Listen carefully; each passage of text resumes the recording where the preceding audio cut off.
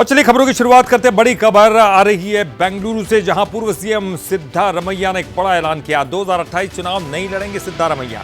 तो पूर्व सीएम सिद्धारमैया जो कि ये घोषणा करते हैं कि 2028 चुनाव नहीं लड़ेंगे। बढ़ती उम्र और सेहत को वजह बता रहे हैं, राजनीति में भ्रष्टाचार को भी वजह बता रहे हैं। पूर्व सीएम ने एक बड़ा राजनीतिक ऐलान किया है। तो न केवल अपनी उम्र को लेकर उन्होंने बात कही, सेहत को लेकर बात कही, बल्कि राजनीति को लेकर भी उन्होंने एक आलोचना की। राजनीति में भ्रष्टाचार को एक बड़ी वजह बता रहे हैं और क्रिटिसाइज कर रहे हैं कि आज की जो राजनीति है वो कैसी जा रही है। कर्नाटक की राजनीति में अब हलचल तेज हो गई है। पहले दिग्विजय सिंह ने भी राज्यसभा के मैदान से किनारा कर लिया था। किस तरह से वो राजनीति से किनारा किया उन्होंने। और देखिए, एक पीढ़ीगत ये बदलाव जो देखने को मिल रहा है।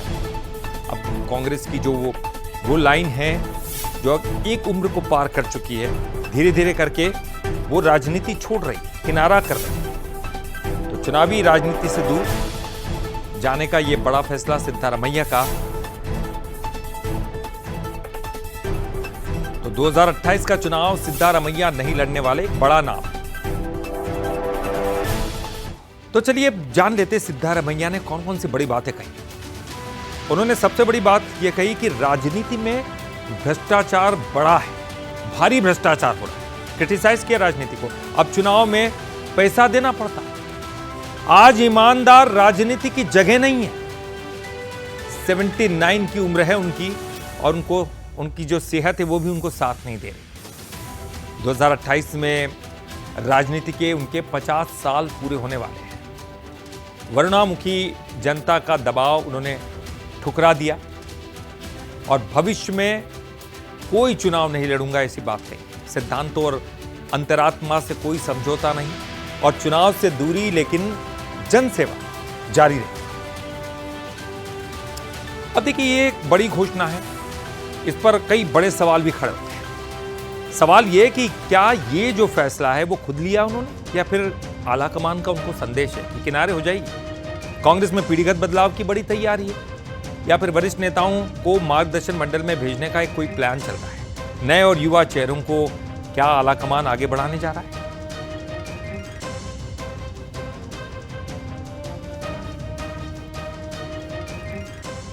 और चलिए इस पर ज्यादा जानकारी के लिए बात करते हैं। हमारे साथ हमारे न्यूज हेड शरद द्विवेदी जी जुड़ गए हैं। शरद जी, एक स्वाभाविक सी प्रक्रिया है कि जो बड़े नेता हैं वो जाते हैं, फिर नई पीढ़ी उनकी जगह ले लेती है। दिग्विजय सिंह ने ऐसा किया, सिद्धारमैया अब ऐसा करने जा रहे हैं। एक बड़ी घोषणा उन्होंने की है, लेकिन यहाँ एक बड़ी खास बात है कि उम्र को लेकर बात करने के साथ साथ उन्होंने राजनीति की आलोचना की, उसको क्रिटिसाइज किया है।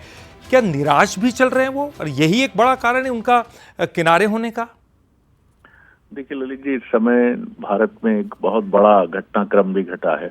एक दिन पहले ही धर्मेंद्र प्रधान जी का इस्तीफा हुआ है और एक विचित्र नाम वाली पार्टी, कॉकरोच जनता पार्टी जिसका नाम है, अभिजीत दीपके, जिसके कर्ता धर्ता है, और युवाओं की एक आंधी और एक हुजूम सा देश में खड़ा हुआ है। इससे राजनीतिक दलों के कान और अधिक खड़े हुए हैं।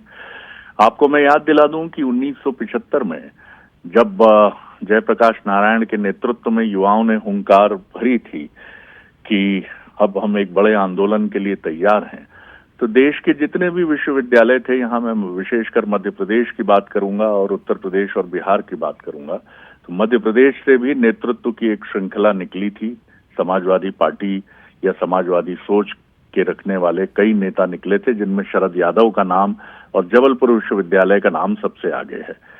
बिहार में लालू प्रसाद यादव उभरे उसी समय, और उसी समय उत्तर प्रदेश में मुलायम सिंह यादव उभरे, जो लोहिया जी के समर्थक और जयप्रकाश जी के समर्थक थे। निश्चित तौर पर अब ये समय युवाओं का है। युवाओं के इस आंदोलन ने बीजेपी को, कांग्रेस को, तमाम पार्टियों को बता दिया है कि आपके वो नेता जिनके चलने से कंपन होता है, जो ठीक से अपनी बात नहीं कह पाते हैं, लेकिन आप उन्हें बहुत सर माथे बिठाते हैं और बहुत ऊपर रखते हैं। एक कारण तो ये होगा, लेकिन सिद्धारमैया की कहानी सीजेपी से नहीं जुड़ती है। सिद्धारमैया की कहानी जुड़ती है कि आपको बहुत कुछ मिल चुका है और अब उस डीके शिव कुमार को मौका मिलना चाहिए, जिसने कर्नाटक में कांग्रेस की जीत की पटकथा को लिखा ही नहीं बल्कि आगे बढ़ाया। अब निश्चित तौर पर जब आप पीछे छूट जाते हैं और आपको ये मालूम है कि अगला टिकट भी आपको नहीं मिल रहा है, तो आपको एक स्क्रिप्ट पे काम करना पड़ता है। और वो स्क्रिप्ट ये होती है कि 80 साल आप जिस राजनीति में काम कर रहे हैं उसी राजनीति को खराब बताएं आप। जब तक आप काम कर रहे थे तब तक राजनीति अच्छी थी, जब आप राजनीति से हट गए तो राजनीति खराब हो गई। राजनीति का मूल चरित्र तो वैसा ही है जैसा था और वैसा ही रहेगा, जैसा जिस चरित्र की खूब आलोचना भी होती है और प्रशंसा भी होती है। तो उनकी कहानी अलग जरूर है, लेकिन अब आप बड़े परिवर्तन देखेंगे पार्टियों की संगठनात्मक इकाइयों में ललित। और अब सीजेपी का इम्पैक्ट युवा आपको काफी नजर आएगा भारतीय राजनीति में। बिल्कुल शरद जी, आपने युवाओं की बात की और कल ही मुझे याद आ रहा है मोहन भागवत जी ने, आरएसएस प्रमुख मोहन भागवत जी ने कहा था कि जो नए युवा है वो किसी भी तरह मानने के लिए तैयार नहीं है, उनको उनके स्टाइल में उनको समझाना पड़ेगा, ये जिक्र उन्होंने किया। लेकिन राजनीति के दौर में हम देखते हैं जो पुराने नेता हैं वो नई पीढ़ी को नया ज्ञान देकर जाते हैं, निराशा नहीं दिखाते। लेकिन ये अगर वो कह रहे हैं कि राजनीति बदल रही है, भ्रष्टाचार है, पैसा लगता है, तो फिर नई पीढ़ी तैयार कैसे होगी सर?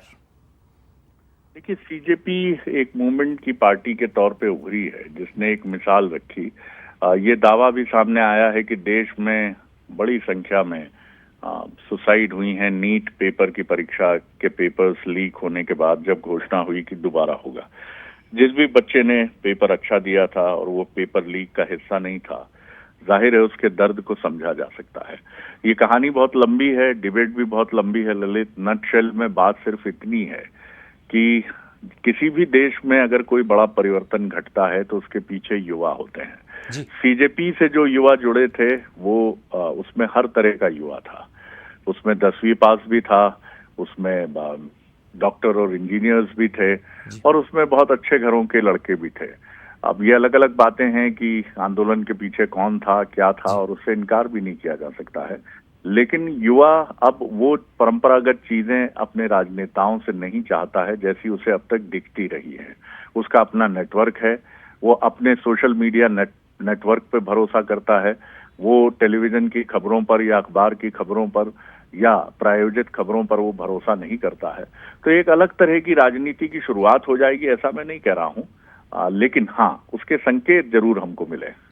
चलिए, बहुत बहुत शुक्रिया शरद जी इस जानकारी के लिए, बातचीत करने के लिए।